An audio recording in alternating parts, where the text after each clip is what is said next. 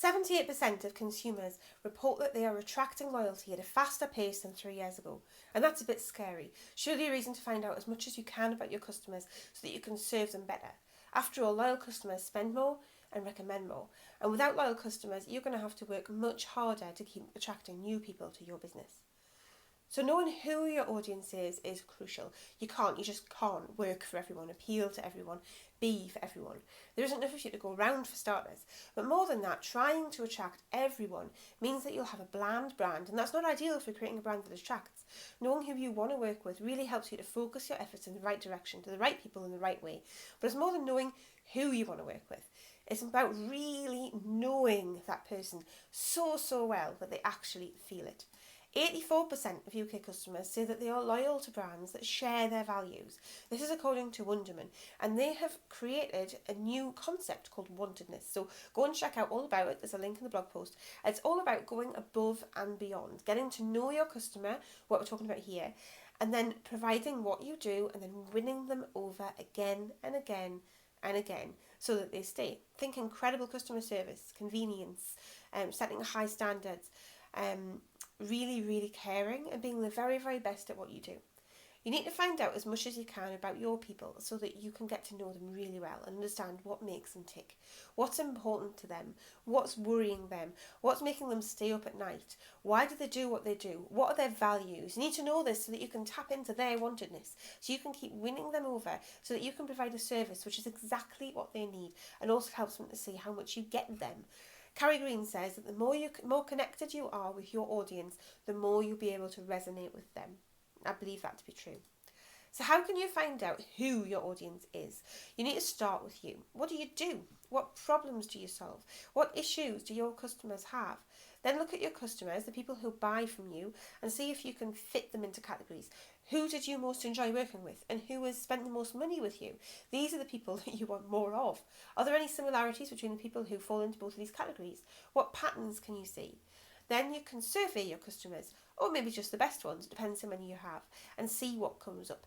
I love Typeform for this, or SurveyMonkey, and you can check out a post I've written about running surveys, which I'll link to in the blog post.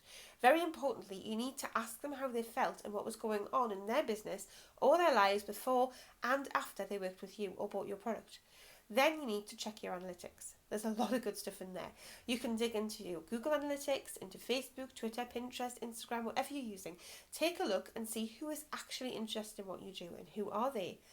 Then you can use something like Quantcast to gather even more information. This is the point where you cross your fingers and hope that your intended customer is the main person paying attention to what you say.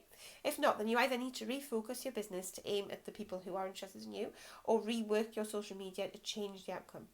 Then you can ask your audience questions to find out more about them. You can do this really easy on social media just by posting a question to start a discussion. So, what magazines do you read? What did you do over the weekend? Do you prefer A or B? Or any question that helps you find out just a bit more about them. Pay attention to the words or the phrases that they use too. Or you could run a very specific survey with specific questions to help find the answers that you're looking for.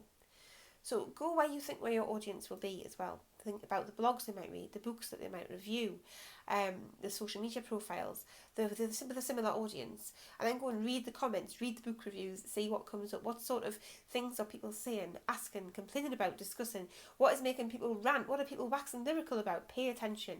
Find places where they are in real life too and have conversations with real people. And once you've done this, you need to spend some time looking at all of this information that you've gathered and spot patterns in it. So arrange it on sticky fixer notes or in Excel or in Trello, whatever system works for you. As long as you can move the information around and put it into different sections, then you'll be able to have a clear picture of the different aspects, the things that your customer likes and dislikes, their challenges, their triumphs, their fears. You may even have more than one customer identified, and that's fine, but do keep it narrowed down as much as possible. So take this information and write it up as a customer profile when you've done that. Give that person a name and write down information about who they are, what they do, their likes, their dislikes, their passions, their hopes, what sort of person they are. And you can also go on to something like Pinterest and type in the things that make up your customer. And then you can see what images come up and create a board. You can either keep it secret just for you, or you could share it to help you to really grasp who your customer is. Sometimes, especially if you're more of a visual person like me, being able to see someone in a really visual way can be a lot better than writing a profile out. If you prefer, then you can go out and buy some of those magazines that your audience reads, which might even be a good idea anyway for research purposes.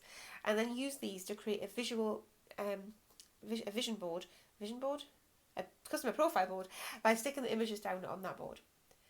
All of this should really help when you are working on your brand and your marketing as well, because this will give you a really clear idea for your aim at.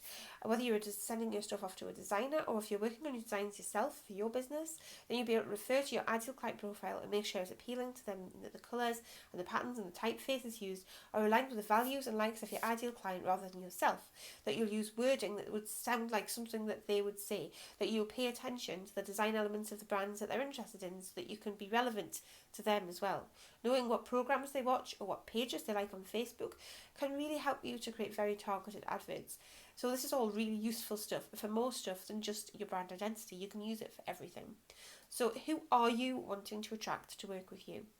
Please let me know in the comments, and if you like this video, please subscribe and share it with other people who might like it too.